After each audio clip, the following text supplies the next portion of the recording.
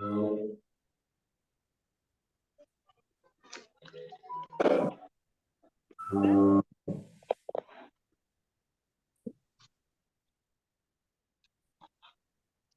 दिख रहा है क्या? जी हाँ। हाँ दिख रहा है, दिख रहा है। हाँ, तो अभी हम समेत शिखर उसके बारे में डिस्कशन करेंगे। पहले आप लोग को जो बोलना है, किसी को जो जानते हैं, जो आप लोग को शेयर करना है वो करिए। उसके बाद हम लोग ये पढ़ते हैं।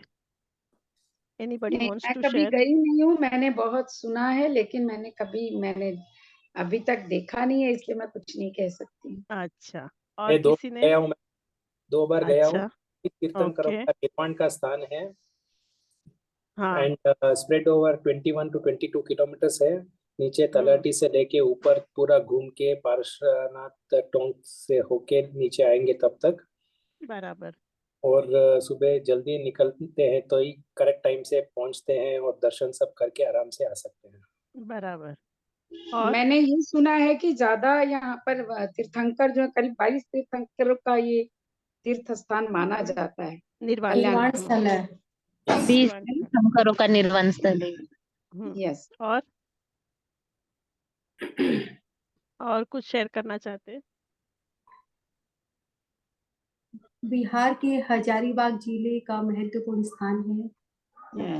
अब इसकी झारखंड में पहचान चला गया है। अभी झारखंड में वर्तमान गया, गिरिडीह डिस्ट्रिक्ट में। पारसनाथ हिल से की जाती है। समेत शिखर पर 20 तीर्थंकरों ने निर्वाण प्राप्त किया है। इतना ही पता है।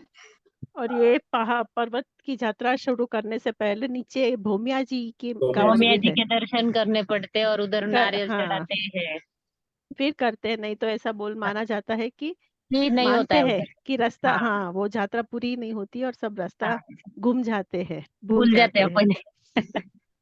और बहुत लोगों ने ऐसा भी एक्सपीरियंस किया है कि वहां पे ऐसे गए हो और कभी रास्ता ना मिला ना, तो हाँ, वहां तो के जो उधर एक कुत्ता डॉग्स आता है है, ना, हाँ, डॉग आता है, हाँ, और वो वो, अपने साथ वालों के साथ अपने को मिला के चले जाता है कहीं तो। हाँ, ऐसा भी बहुत जने को एक्सपीरियंस हुआ है। और मैंने तो यहाँ पे बहुत बार यात्रा की थी। पहले मैं कलकत्ता में थी तो वहाँ महावीर पर दिवाली में चले जाते थे, पावापुरी में वो। नजदीक था ना मैम उधर। हम्म। तो पहली बात बहुत तो बार सबको यात्रा बहुत की बहुत धन्यवाद कि मेरे कारण आप लोगों ने टाइम चेंज किया और हम क्लास कर पा रही हूँ अभी। हम लोग तो एक फैमिली है ना, सबको एडजस्ट करके हाँ, चलेंगे, सब साथ में चलेंगे तो बहुत सबको अच्छा मजा लगा, आएगा। मुझे लग रहा था मैं मिस करूंगी, तो हम्म। बहुत अच्छा रहा। इसीलिए आज आपकी लेकिन समेत शिखर की भाव यात्रा कंटिन्यू कर दीजिए। फिर द्रव्य यात्रा बाद में करेंगे। मैम, मैं इंदु मैम को थैंक बोलूंगी, क्योंकि मैं तो हाँ। इतनी बिजी थी, मैंने मैसेज भी नहीं देखा था। मैंने एंड में इंदु मैडम का मैसेज देखा और मैंने बोला मैम की वजह से आज मेरा भी क्लास हो जाएगा। हाँ, चलो। और कुछ शेयर करना चाहते हो समेत शिखर के बारे में? ठीक है, अभी हम पढ़ते हैं। और भी हाँ, बहुत सारी चीजें हैं जो हम यहाँ से जानेंगे। देखिए, तो वो झारखंड राज्य में स्थित एक पहाड़ी है जो जैन धर्म के मानने वाले के लिए एक प्रसिद्ध तीर्थ स्थान है।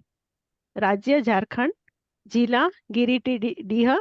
और धार्मिक मान्यता क्या है कि जैन शास्त्रों के अनुसार जैन धर्म के अभी 24 तीर्थंकर में से 20 तीर्थंकरों और अनेक संतों और मुनियों ने यहाँ मोक्ष प्राप्त किया है।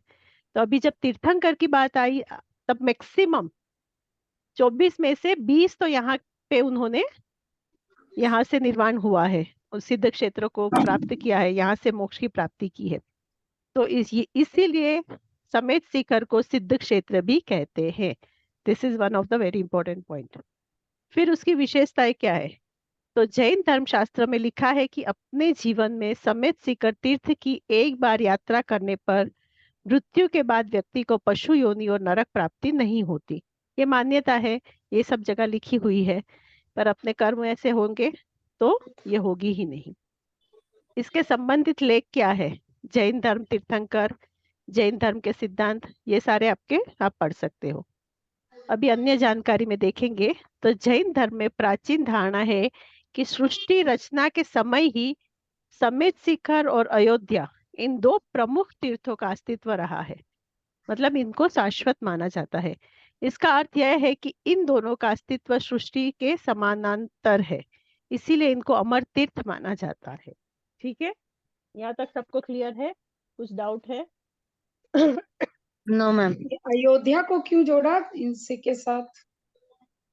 अयोध्या को जोड़ने का दूसरा कारण और कुछ नहीं है कि ये प्राचीनता जो इसकी इम्पोर्टेंस बताई है ना, पर एक्चुअली तो ये इम्पोर्टेंट और भी प्राचीन से है।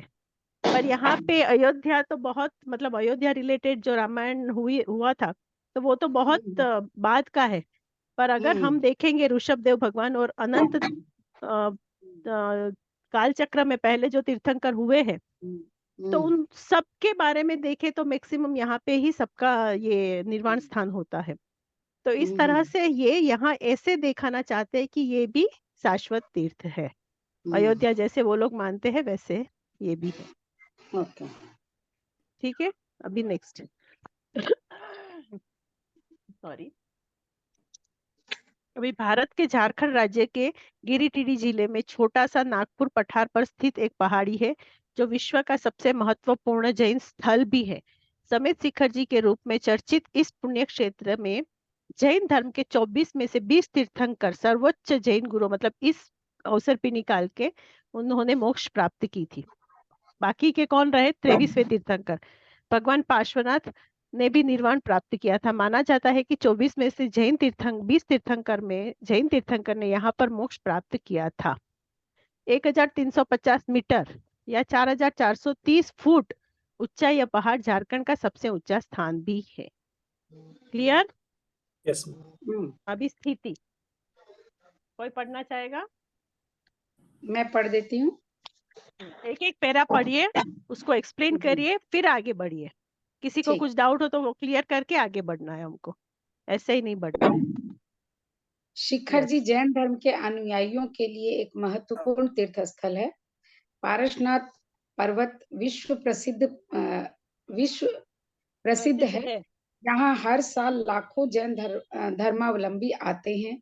साथ साथ अन्य पर्यटक भी पारसनाथ पर्वत की वंदना करना जरूरी समझते हैं। यानी शिखर जी का जो पर्वत है जिसकी हम बात कर रहे हैं उसे पारसनाथ पर्वत कहते हैं और उसकी वंदना करना जरूरी समझते हैं।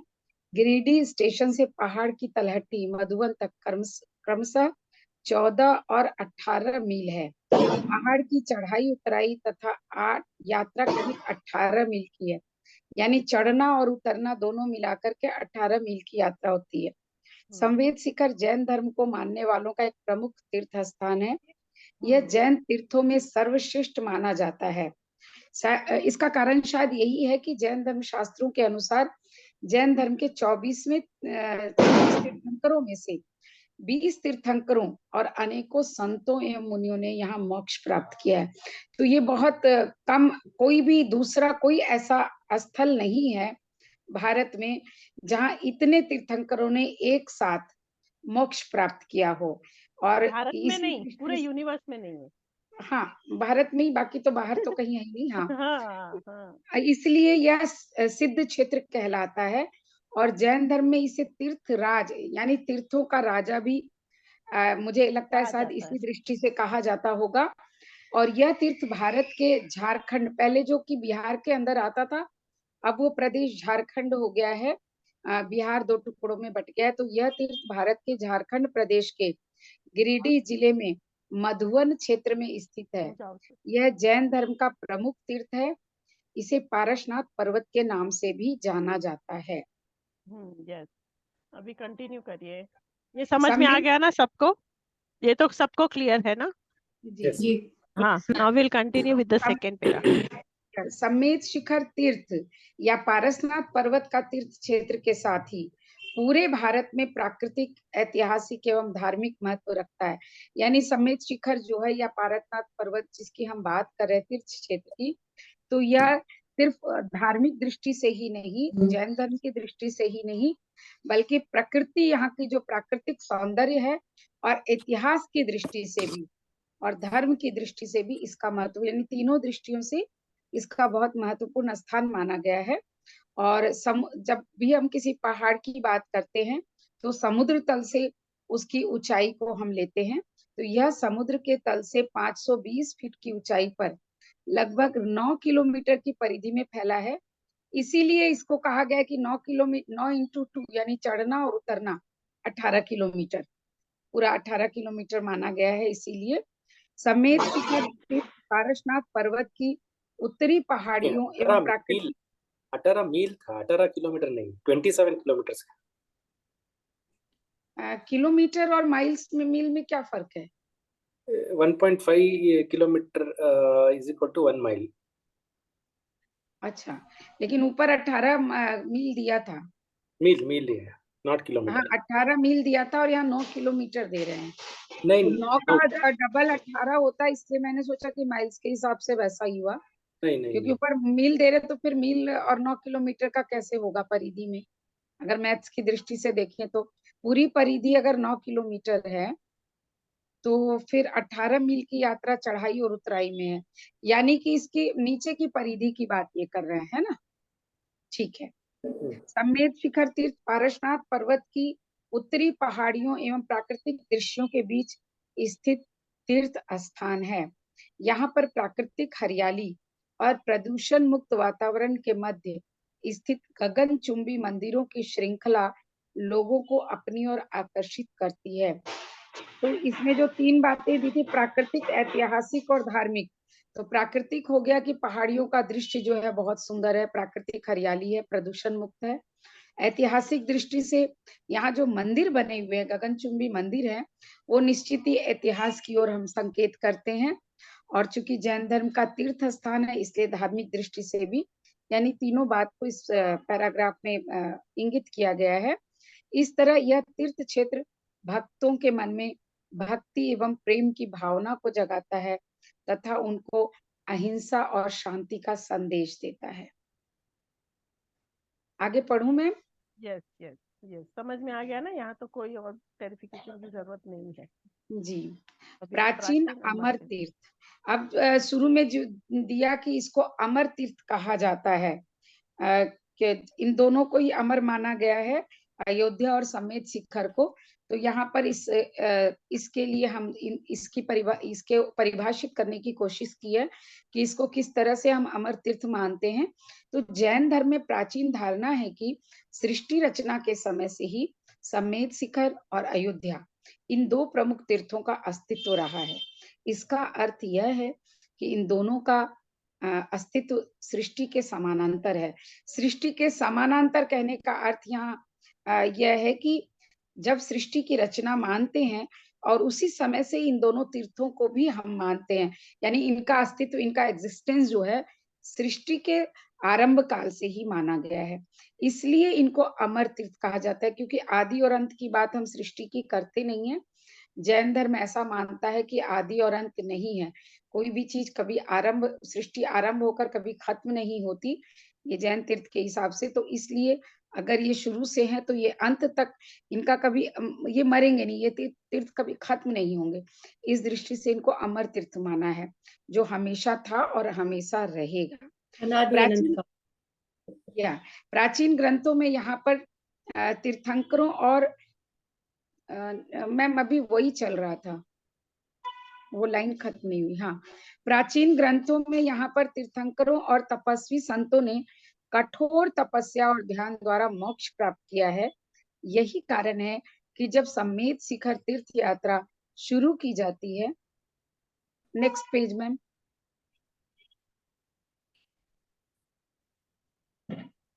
शुरू होती है तो हर तीर्थयात्री का मन तीर्थंकरों का स्मरण कर अपार श्रद्धा, आस्था, उत्साह और खुशी से भरा होता है। इस तप और मोक्ष स्थली का प्रभाव तीर्थयात्रियों पर इस तरह होता है कि उनका हृदय भक्ति का सागर बन जाता है। तो जब हमें ये जानकारी मिलती है कि ये अमर तीर्थ है, जब हमें ये जानकारी मिलती है कि यहाँ 20 तीर्थंकरों का निर्वाण स्थल है, जब हमें यह जानकारी मिलती है कि यहाँ पार्श्वनाथ स्वामी को ज्ञान की प्राप्ति हुई थी ना। यहाँ हाँ, मेन तो ये जानना है कि जितने तीर्थंकर होते हैं ना, और जो जो ये भूमि पर गए हैं और उन्होंने इतनी साधना की है और वहां से उनका निर्वाण हुआ है, तो वो भूमि पे उनके परमाणुओं होते हैं। और उनके उनके जो परमाणु और होते हैं ना, हाँ, तो जब हम वो भूमि पे जाते हैं तो बिल्कुल उसका असर हम पे भी पड़ता है। तो पड़ता हमारे है। भाव में भी वृद्धि होती है, हमारे भी कषायों में कमी होती है, हमारे भी साधना के भाव होते हैं, और हमारे भी भव चक्र में से निकलने के भाव होते हैं। मतलब ये सारे बहुत बहुत उत्कृष्ट चीजें हैं। जैसे हम समव शरण में जाते हैं ना, जो जीव समव शरण समस्वरण में में नहीं जाते जाते। हैं, मंदिर में जाते हैं, तो वो जो वहाँ एक की सेकेंड, ऊर्जा एक होती है। सेकेंड। जी। जब हम समव शरण में जो जीव जाता है ना, तब उस हम्म जीव की जो दशा है, जो हम्म भाव है, या जो हम्म गुण स्थान है ना, वो वहां से ऊपर बढ़ के ही बाहर निकलता है। उसी तरह जब ये सारी भूमि में जब हम जाते हैं, तो वहां पे इतने सारे तीर्थंकर, 20 तीर्थंकर, सोचो मतलब उनके उनके कितने परमाणु होंगे। तो वो हमें कहीं ना कहीं स्पर्श उनका होता है, और हम इतने पॉजिटिव भाव से और उतनी श्रद्धा के साथ जाते हैं, तो हम में भी फर्क जरूर से पड़ता ही है। इसीलिए उस श्रद्धा, आस्था और उत्साह से हमें वहां जाना चाहिए, और वहां की तीर्थ स्थान की यात्रा भावपूर्वक करनी चाहिए। तो हमारा भी हृदय भक्ति का सागर बन जाता है। अब इसके बारे में बहुत सारी मान्यताएं हैं, जैसे कि पहले भी ये बात आई कि सम्मेद कोई शिखर और की पढ़ना चाहता है यात्रा। तो किसी और को चांस दीजिए। जी। कोई और पढ़ना चाहता है तो किसी को और को चांस दीजिए, नहीं तो आप ही कंटिन्यू। एनीबडी? मैं पढ़ती हूँ। जरूर पढ़ें। नहीं, जी। तुझे पढ़ना है तो देख ले। I मैं तो want पढ़िए to try. पढ़िए पढ़िए, आप अंजना। पढ़िए। मान्यता है वो पढ़ना है ना।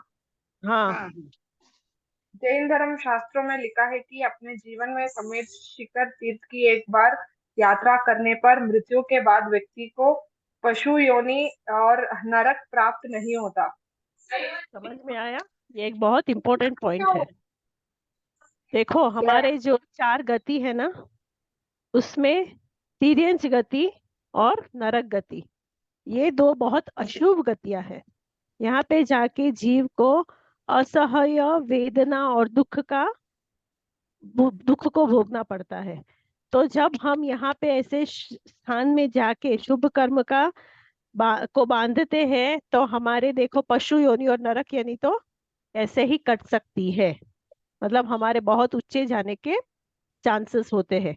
चार योनि में से ये दो कट गई, तो अभी कौन सी रही? मनुष्य और मनुष्य। देव। मनुष्य हाँ, और मनुष्य देवगति। और देव। बराबर। तो ये दोनों शुभ गति है, तो अशुभ सारी चली गई। समझ मैम में आ रहा है? ये सिर्फ मान्यता है ना मैम, ये किधर भी लिखित नहीं है ना। लिखित नहीं है, वही तो मैंने पहले भी बोला। पर वहां जाते हैं ना, तो अपने भाव ही उतने बढ़ जाते हैं, उतने शुभ भावों से ही हम जाते हैं ना। तो ऐसे चांसेस बहुत है। It is not given in, ये मान्यता है, करेक्ट, 100%। मैंने पहले भी बोला कि ये नहीं, मान्यता है। मान्यता तो है मैम, लेकिन इसमें लिखा है कि ये खाली मान्यता की बात हम नहीं कर सकते। इसके बाद की जो पंक्तियां हैं ना, वो ये बताती है कि ये मान्यता किस तरह से सही हो सकती है, तो वो आपको हाँ अभी हाँ, पढ़ना है। हो सकती है, होना है। पर हाँ। कहीं आगम में ऐसा रेफरेंस नहीं है, वैसी वो बात बोल रहे Jaideep ji. Correct. He is correct, and he is correct. पर ये बहुत शुभ कार्य, कर्मबंध का कारण है, यह भी बात हमको माननी चाहिए। Okay, continue. यह सब तभी संभव होता है जब यहाँ पर सभी भक्त तीर्थंकरों को स्मरण कर उनके द्वारा दिए गए उपदेशों, शिक्षाओं और सिद्धांतों का शुद्ध आचरण के साथ पालन करें। ठीक है, तो यहाँ हमको एज अ ट्रिप खाली नहीं जाना है, एज ए पिलिग्रिमेजेस खाली नहीं जाना है, खाली ऐसे घूमने फिरने के लिए नहीं जाना है। अगर ऐसे भाव से जा रहे हैं तो नहीं होगा। ये बात भी यहाँ इस दूसरी लाइन में बता दी कि उनके उपदेशों को, उनकी शिक्षाओं को, उनके सिद्धांतों का शुद्ध भाव से आचरण करना चाहिए, पालन करना चाहिए, तो वो पॉसिबल है। क्लियर? Next line. प्रकार यह क्षेत्र बहुत पवित्र माना जाता है। इस क्षेत्र की पवित्रता और सात्विकता के प्रभाव से ही यहाँ पर पाए जाने वाले शेर, बाघ आदि जंगली पशुओं का स्वाभाविक हिंसक व्यवहार नहीं देखा जाता। इस कारण तीर्थ यात्री भी बिना भय के यात्रा करते हैं। संभवतः इसी के कारण प्राचीन समय से कई राजाओं, आचार्यों, भट्टारक, श्रावकों ने आत्म कल्याण और मोक्ष प्राप्ति की भावना से तीर्थ यात्रा के लिए विशाल समूहों के साथ यहाँ आकर तीर्थंकरों की उपासना, ध्यान और कठोर तप किया। समझ में आया? एजेंट हो गया मैम। पता है, ये समझ में आ गया। जी। तो वहाँ के जो जंगली जानवर होते हैं वो भी कितने शुभ हो जाते हैं, और इसीलिए यहाँ ये सब चीज जगह की यात्रा करनी चाहिए ग्रुप में। तो ग्रुप में जाने से एक दूसरे को देख के भी अपने भाव और भी ज्यादा बढ़ते हैं। एक सवाल पूछती हूँ, ये इतनी शुभ स्थल है, इतना शुभ जगह है, तो हम देखेंगे ना बिहार में कितनी गरीबी है। पूरी इंडिया में नहीं होगी ना उतनी गरीबी, वहां भूखमरी उतनी है। उसका कारण क्या हो सकता है? What could be the reason?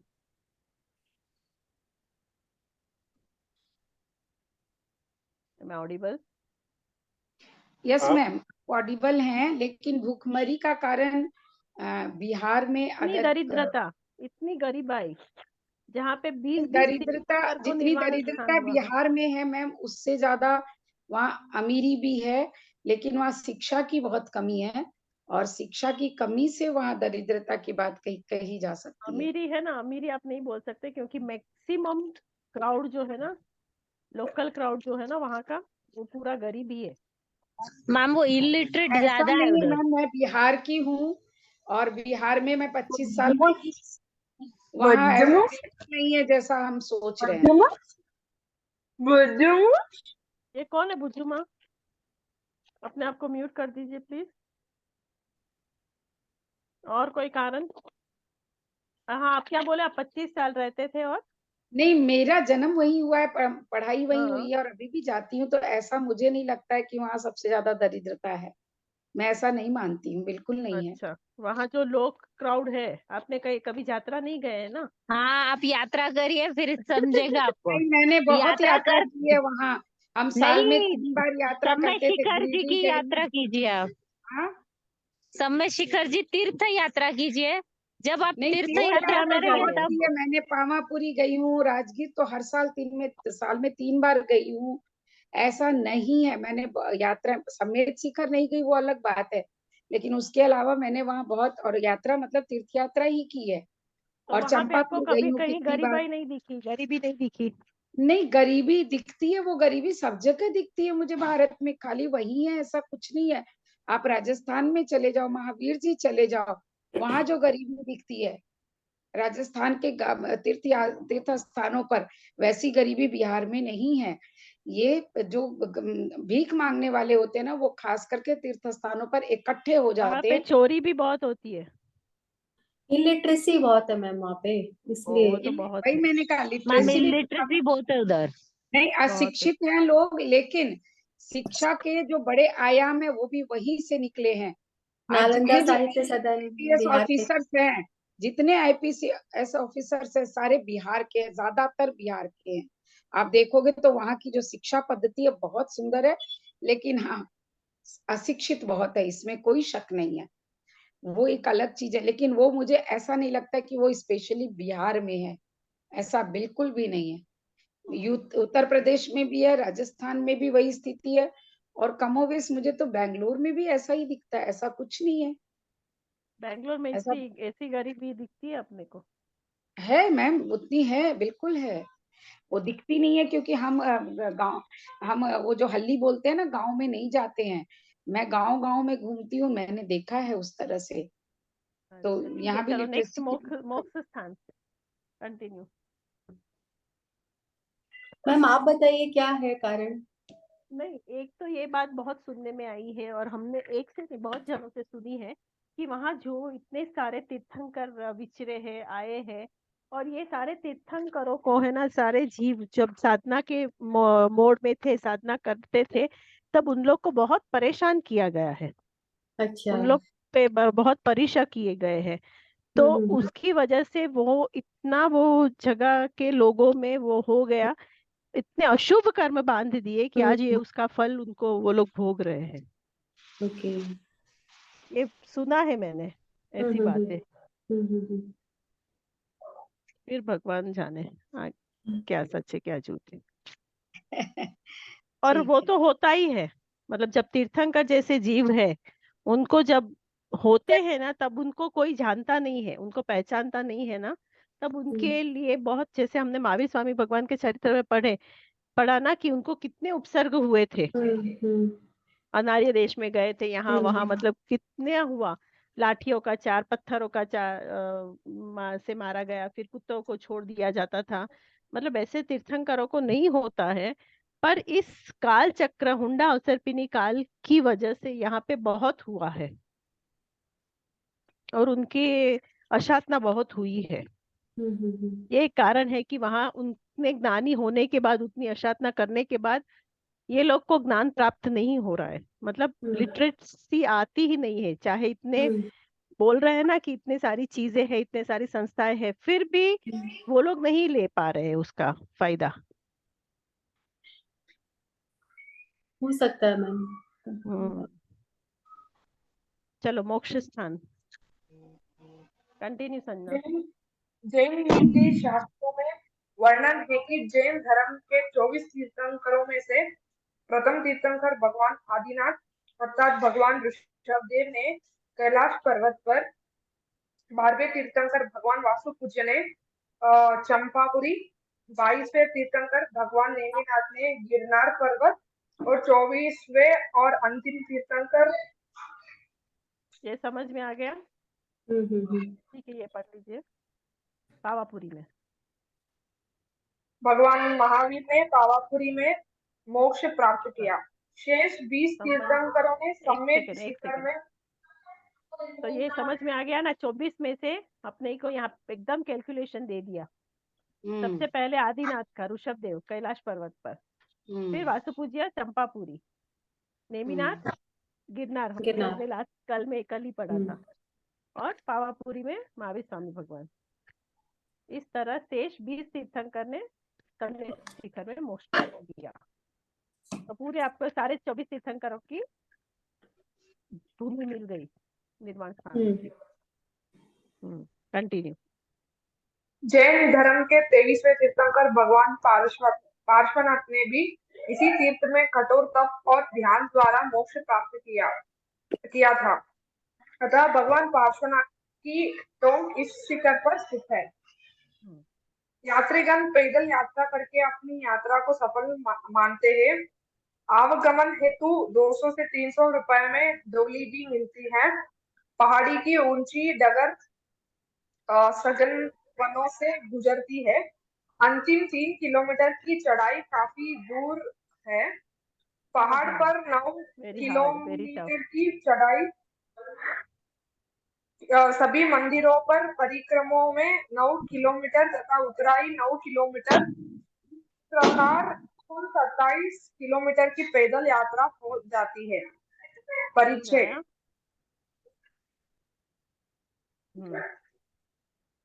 Sanjana, Hindi तो अच्छा पढ़ लेती हो, वही असो डराफाई हिंदी का कैसे तू इतनी डरती है? हाँ, इजी लाइफ मुझे लिखने में कॉन्फिडेंस नहीं है। पर धीरे पढ़ेगी ना तो धीरे धीरे आ जाएगा, मतलब at least you can understand and you can get some detail. रोज एक पेज राइटिंग कर लीजिए, लिखने में भी कॉन्फिडेंस आ जाएगा। Yes, copy writing. It is true. Correct, copy writing से प्रैक्टिस बहुत अच्छा होता है। खाली किसी से बात करें, रोज एक पेज, खाली 5 मिनट देना है अपने आप। जब आपको आता है, समझ में आता है, यू कैन डू दैट। चलो, परिचय। वर्तमान 24 के 20 तीर्थंकर इस पावन भूमि में तपश्चर्या करते हुए अनेक मुनियों के साथ मोक्ष सिधारे हैं। पूर्व 24 के कई तीर्थंकर भी इस पावन भूमि से मोक्ष सिधारे हैं, ऐसी अनुश्रुति है। पहाड़ पर 31 टैंक स्थित है तथा पहाड़ की तलहटी मधुबन से 8 श्वेतांबर मंदिर, 2 दादावाड़िया व एक भूमियाजी महाराज का मंदिर है। तीर्थ रक्षक देव श्री भूमियाजी महाराज के दर्शन तलहटी में करने के साथ यात्रा का शुभारंभ करें। यहाँ से चलने पर आगे गंधर्व नाला आता है। आगे जाने पर दो मार्ग मिलते हैं। एक से गौतम स्वामी जी के शिखर से जल मंदिर जा सकते हैं। दूसरे मार्ग से डाक बंगला होकर श्री पार्श्वनाथ शिखर पर जाया जा सकता है। पहली बार यात्रा करने वाले तीर्थ यात्री और सभी शिखर की यात्रा जल मंदिर के मार्ग से शुरू करते हैं। इसके आगे शीतल नाला आता है। यहीं से चढ़ाई प्रारंभ हो जाती है। पहला शिखर गंगर श्री गौतम स्वामी का आता है। दूसरा 17वें तीर्थंकर श्री कुंतुनाथ भगवान का है। तीसरा ऋषभ भानन। चौथा श्री चंद्रानंद शाश्वत जिनका। पांचवा 21वें तीर्थंकर नेमिनाथ भगवान का। छठवा 18वें तीर्थंकर श्री अरनाथ का। सातवां 19वें तीर्थंकर श्री मल्लीनाथ भगवान का। आठवां 11वें तीर्थंकर श्री श्रेयांश नाथ भगवान का। नवे तीर्थंकर श्री सुविधिनाथ का। 10वां 6वें तीर्थंकर श्री पदम प्रभु। 11वां 20वें तीर्थंकर श्री मुनि सूरत स्वामी। 12वां 8वें तीर्थंकर श्री चंद्र प्रभु का है। क्लियर ना सबको ये? जी। इसमें कुछ डाउट नहीं है ना? No ma'am. कंटिन्यू। 13वां शिखर श्री आदिनाथ भगवान। 14वां श्री अनंतनाथ भगवान। 15वां 10वें तीर्थंकर श्री शीतलनाथ भगवान। 16वां तीसरे तीर्थंकर श्री संभवनाथ भगवान। और 17वां 12वें तीर्थंकर श्री वासुपूज्य भगवान का है, जिनका निर्माण चंपापुरी में हुआ था। 18वां शिखर चौथे तीर्थंकर श्री अभिनंदन स्वामी। 19वें शिखर पर जल मंदिर विद्यमान है। यहाँ पर श्री श्यामलिया पार्श्वनाथ विराजमान है। यहाँ पर धर्मशाला एवं सेवा पूजा के लिए स्थान की भी अच्छी व्यवस्था है। 20वें शिखर पर श्री शुभगंधा स्वामी है। 21वें शिखर पर 15वें तीर्थंकर श्री धर्मनाथ भगवान की। 22वें श्री वारीशेन शास्त्र जिनका। और 23वें श्री वर्धमान शाश्वत जिनका। 24वां श्री सुमतिनाथ 5वें तीर्थंकर का। 25वां 16वें तीर्थंकर श्री शांतिनाथ का। 26वां श्री महावीर स्वामी 24वें तीर्थंकर जिनका मोक्ष पावापुरी में हुआ है। 27वें श्री सुपार्श्वनाथ भगवान का। 28वां एवं 19वां शिखर श्री अजितनाथ भगवान का है। 30वां शिखर गिरनार पर मोक्ष प्राप्त करने वाले 22वें तीर्थंकर श्री नेमिनाथ भगवान का है। अंतिम 31वां शिखर 23वें तीर्थंकर श्री पार्श्वनाथ भगवान का है। यह भगवान का समाधि स्थल है। यहाँ आकर तीर्थ यात्रा पूर्ण होती है। पहाड़ पर से नीचे निहारते हैं तो मधुबन के सारे मंदिरों की निर्माण शैली व कला अत्यंत ही मनोरम लगती है। मधुबन के ऊपर पहाड़ मुकुट के आकार का प्रतीत होता है। पहाड़ी परिवेश सघन वन नैसर्गिक सौंदर्य मन को शांति प्रदान करता है।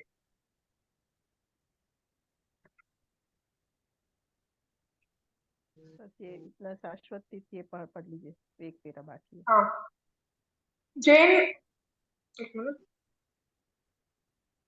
जैन ग्रंथों के अनुसार समेत शिखर और अयोध्या इन दोनों का अस्तित्व सृष्टि के समानांतर है, इसीलिए इनको शाश्वत माना जाता है। परंतु जिस धरती पर हम हैं यह अशाश्वत है, इसीलिए यहाँ कोई शाश्वत तीर्थ नहीं है। प्राचीन ग्रंथों में यहाँ पर तीर्थंकरों और तपस्वी संतों ने कठोर तपस्या और ध्यान द्वारा मोक्ष प्राप्त किया।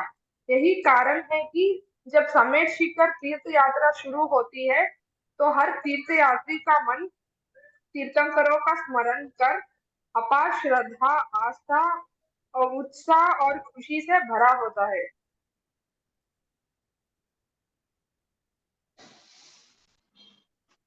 ये पालीताना के बारे में है।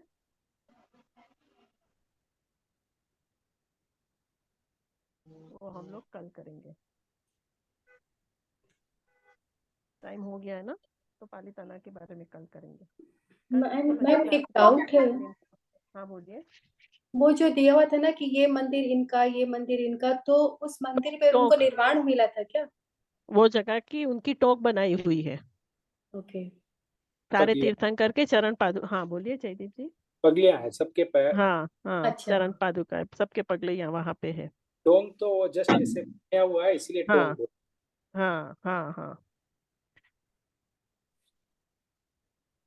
ठीक है जी मैम। हाँ, तो कल का क्लास कितने बजे होगा मैं बोल देती हूँ। मोस्टली मतलब परसों मोस्टली तो सुबह ही शनिवार है ना रहेगा। मैम? तो ओके मैम। क्लास रखना है ना। Yes ma'am, yes. पालीताना जाना है ना। मैम सुबह सुबह चलते हैं 11 बजे।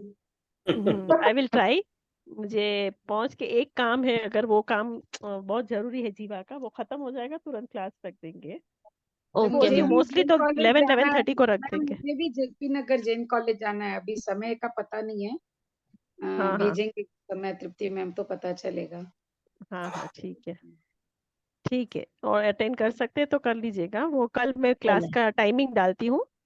और ये ठीक जो है, आप अभी डाल रहे हैं वो हमें देंगे क्या? दिया हुआ है मैडम ऑलरेडी आप लोग सबको। नहीं, आपको लिंक भेजी हुई है ना, मैंने स्टार्टिंग में एक लिंक भेजी थी। हम्म। उस लिंक में सारी चीजें हैं। फिर भी मैं वापस रीसेंड कर दूंगी आप लोग को। उसमें हिंदी फॉर्म में जाएंगे। हिंदी में सेमिस्टर 1 और 4th यूनिट, उसमें ये सारी डिटेलिंग है। 4th मैम यूनिट आप 5th मॉडल यूनिट। पेपर जो दिया है उसमें ये सब क्वेश्चंस नहीं है। कौन सा क्वेश्चन दिया है? आपने जो मॉडल पेपर दिया था असाइनमेंट्स के लिए, मॉडल पेपर में क्वेश्चन बैंक जो दी है हाँ उसमें उसमें ये नहीं। जी का पालीताना का हाँ वो नहीं है, वो नहीं है, पर मैं ऐड कर दूंगी। Okay okay. जितना कराती हूँ ना वो वो सारा अपने आएगा। लेकिन वो भी असाइनमेंट में सबमिट कर सकते हैं ना मैडम लिख के? हाँ पर अब आपको तो उतना सारा लिखना नहीं है ना, 4 आंसर ही तो लिखने हैं। पर आप अपना प्रिपेयर करके रख सकते हो 100%। ओके। हाँ लिंक एक और बार भेज दीजिएगा मैम फिर से। हाँ वापस भेज दूंगी। उसमें थोड़े एडिशंस भी है। ठीक है। उसमें है ना पूर्व भाव के बारे में वो सारा नहीं है, और तीर्थंकर का जो हमने जैसे डिटेलिंग में किया ना वैसा नहीं है। नहीं वो तो नहीं, ये वो वाला जो तीर्थ स्थानों का। हाँ ठीक है। नहीं उस लिंक में सारा सिलेबस है पहले से लास्ट तक। पर मैंने जो कराया है ना वो थोड़ा और भी डिटेलिंग में कराया है, वो मैं बोल हाँ रही हूँ। तो फिर आपको ऐसा नहीं लगना चाहिए कि वो उतना ही बस है मैटर। नहीं, हमको मैंने जो क्लास में कराया वो मैटर शॉर्ट में ही लिखी है, पर वो सारे पॉइंट्स आ जाने चाहिए। उसमें बहुत कम हाँ, है तो वो क्वेश्चन में। मैटर हमें चाहिए इसलिए इसीलिए तो मैंने बोला। तीर्थंकर चरित्र भी भेजा है, आप लोग को दिया हुआ है अच्छा, तीर्थंकर तीर्थंकर के चरित्र को बारे है। में। हाँ उसमें हाँ, से देखना। और दूसरी सारी ये सारी मैटर्स इसमें से, ये लिंक में से देखना। अच्छा। नहीं तो मैं, अगर हो सकता है तो मैं वापस रिन्यू नया करके भी आपको भेज दूंगी, पर अभी टाइम मिल नहीं रहा है। नहीं, तो तीर्थंकर मैं चरित्र दोनों भेज। ये वाला भेज दीजिए खाली, ये जो है ना सभी समेत शिखर पालिताना और जो भी है हाँ हाँ मतलब। मैं भेज दूंगी, पक्का पक्का।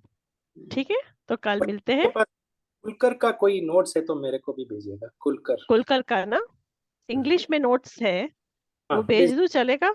और हाँ, जैनेन्द्र सिद्धांत कोश है ना, उसमें पूरा है कुलकर के बारे में। फिर भी जो मेरे नोट्स है इंग्लिश वाले, जो टेबुलर फॉर्म में है, वो मैं आपको भेज देती हूँ। मैंने ओके। ग्रुप में भेजा है मेरे ख्याल से।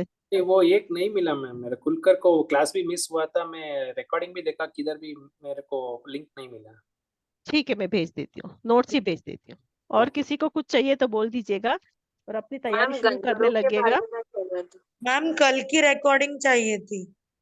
कल की रिकॉर्डिंग ना, ठीक है मैं भेजती हूँ, मैं मैम भेजती हूँ। रोज की रिकॉर्डिंग उस लिंक में नहीं रहती क्या?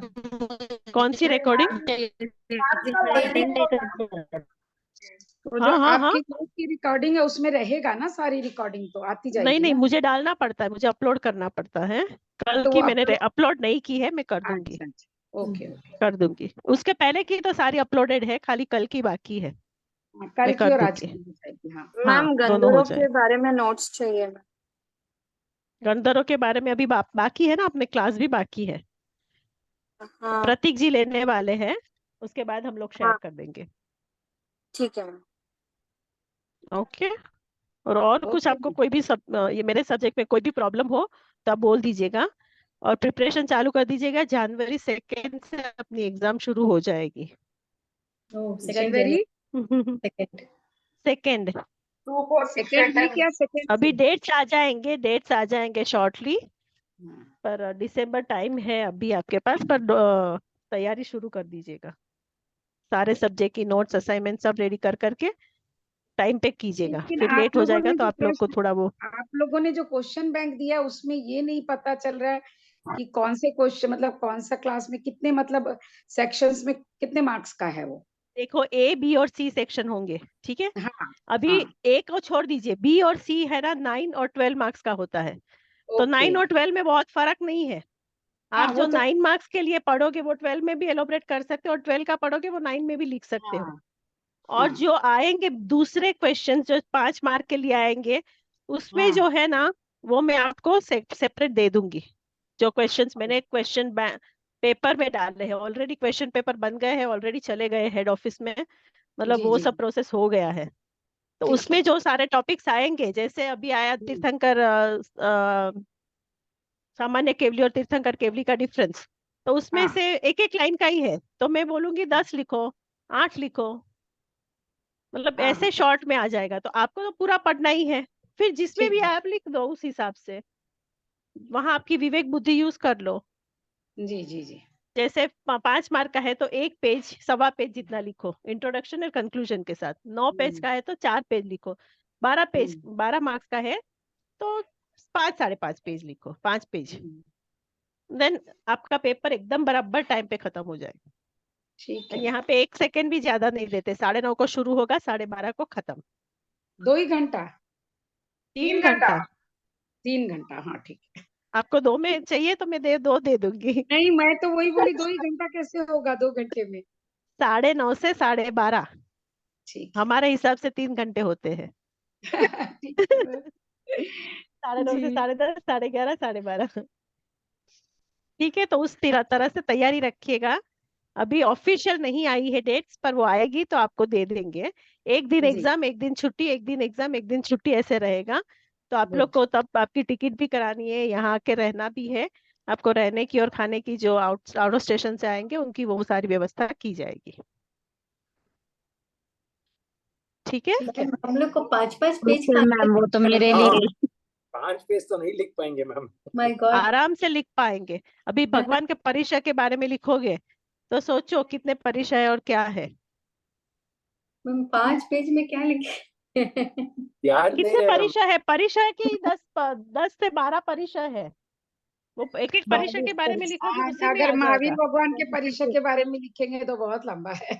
वही तो बोल रही हूँ, बहुत हाँ, लंबे हैं। तो बहुत उसको लंबे हैं। 5 पेज में आप कैसे लाओगे वो सोचो। वो सोचना है, मैंने तो वही कोशिश की थी। ठीक है। और जो 5 पेज का पढ़ोगे वो आप 4 साढ़े 4 4 पेज का भी लिख सकते हो 9 मार्क के लिए।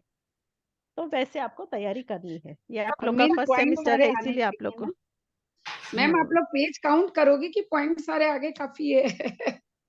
दोनों। और बड़े बड़े अक्षर से लिख लेंगे और कंटेंट कुछ है ही नहीं, फिर 10 पेज नहीं, वही लिखोगे तो मैंने कहा, मार्क्स नहीं इसीलिए मिलेगा। कंटेंट होना चाहिए, सबसे बड़ी बात। कंटेंट फिर 10 पेज लिखोगे और कंटेंट जो होना चाहिए वो कुछ है ही नहीं, आप अपनी स्टोरी, मनगढ़ंत कहानी या कुछ लिखोगे हाँ, तो उसमें मार्क्स नहीं मिलेगा। बिल्कुल। It should be up to the point. It should be very precise. It should be very presentable. It should be with the headings, subheadings, and all the detailing.